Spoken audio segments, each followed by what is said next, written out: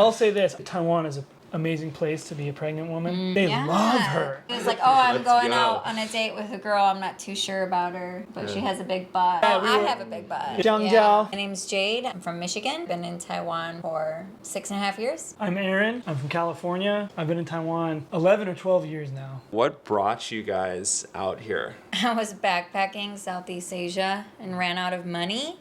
And I was in Manila. I searched just cheapest flights on Skyscanner, and I found a $30 flight, and I thought I would just work for a year, save up, and then like go to Australia and do more scuba diving. Other things happened. Other things now happened. you have one of those. I had like $1,000 so I actually started couch surfing when I got here and ended up living with you. Yep, that's how we met. What was the shack like? The shack was a shack.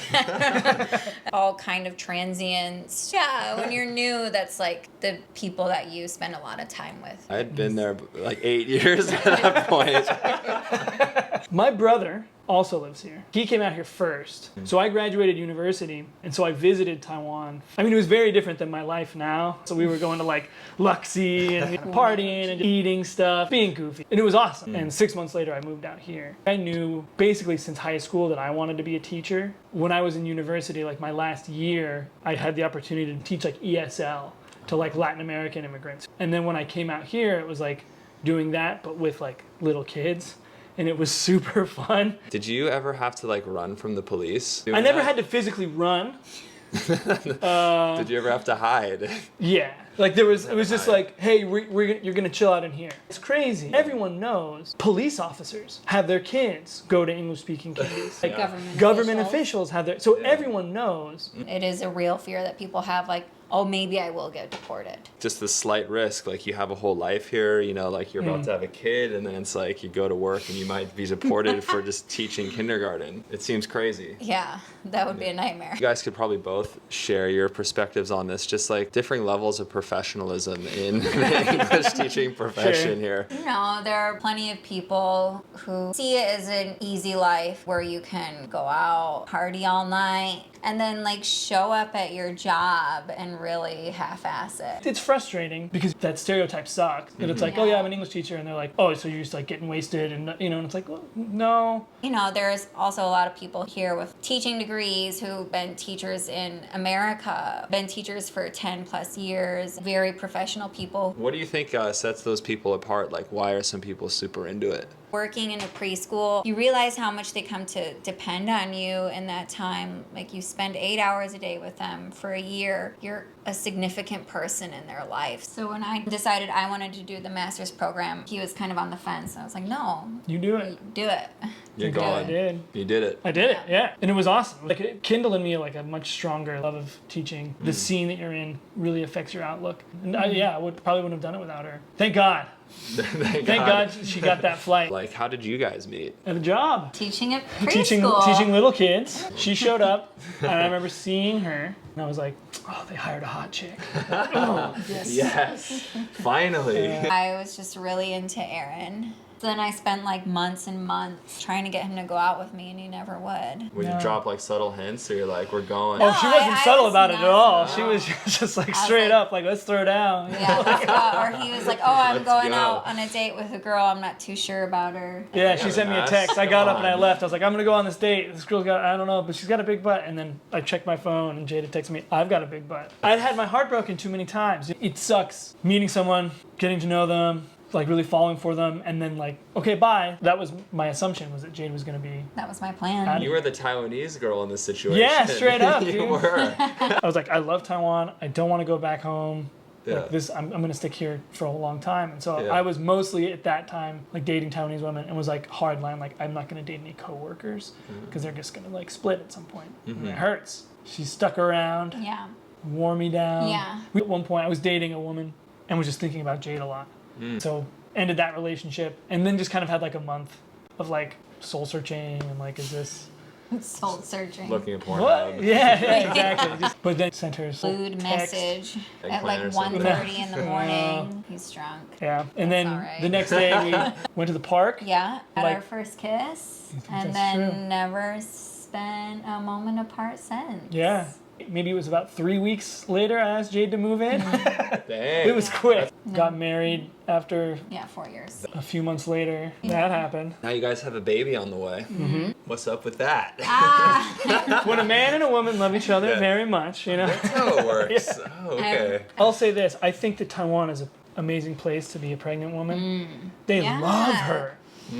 It's true, yeah. People are so nice to me. I was at the laundromat and somebody else insisted that they pull out my clothes out of the machine for me and put them in my bag. People get up and give me their seats. So the ladies at the swimming pool, the grandmas, they just fawn over me. And also just like on a healthcare perspective, dude. It's so much cheaper to go through a pregnancy and then a birth here in Taiwan. It's about 35,000 NT. We spent a lot of money on testing. Yeah, we're going ultrasounds every 2 weeks at this point. Yeah, it was once a month for the first 7 months, and now it's every 2 weeks. In America, most people get two throughout their entire pregnancy. Whoa. So it could be as cheap as like 15,000. Same for like labor and delivery. It's going to be around like 25,000 NT. But I think it's like upwards of 30,000 US. It's that much to have a baby? You know, if it's an emergency and you happen to go to a hospital that doesn't have coverage for your insurance, boom, $30,000. Yeah, wow. Both Jade and I have really benefited from the healthcare system out here. Like I broke my collarbone biking. I had to get surgery and spent like 3 nights in the hospital. It was like $400 US. I like got emotional like at the counter. They was like,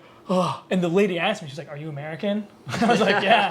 And she's like, "It's okay." Like, It's fine. Here, give me a hug. Do you think like pregnant now, it's better to have a baby here than in the States? Yeah, for sure. Jade doesn't have to work. Like having a parent at home, that is so sick. And if we were to go back to the States, you know, tomorrow, I don't think that would be possible really, especially in California. Another testament to how like welcoming Taiwan is there. It's like, yeah, this is possible. I think it's probably different for younger Taiwanese couples. Like, I know that like the birth rate is pretty low here, and I think a big part of that is they're not giving Taiwanese kids any money, and they're expecting them to work brutal hours. And There are sacrifices that you have to make to be here, though. It's like you're away from your families. Sure.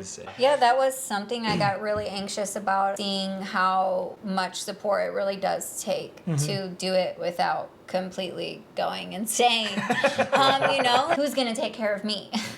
Like, he's going to be going to work, and I'm going to be taking care of baby, but like, this is terrifying. Taiwan, in a lot of ways, is really baby friendly. Like they want people to have babies, like big time. Essentially like a toy library where you can like take out toys and it's all free, and like we're not Taiwanese, but we're still like able to access resources that like other people in the States probably aren't. As a foreigner, because I have a permanent residence, I get 8 weeks paid maternity leave and then can apply for an additional 6 months through the government. Do you think you would ever raise your kid through like high school here?